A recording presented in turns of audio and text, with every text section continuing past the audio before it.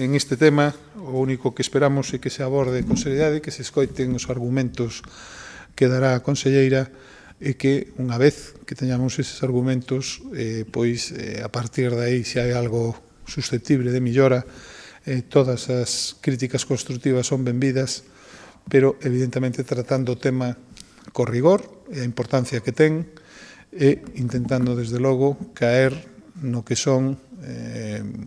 a creación de falsos alarmismos.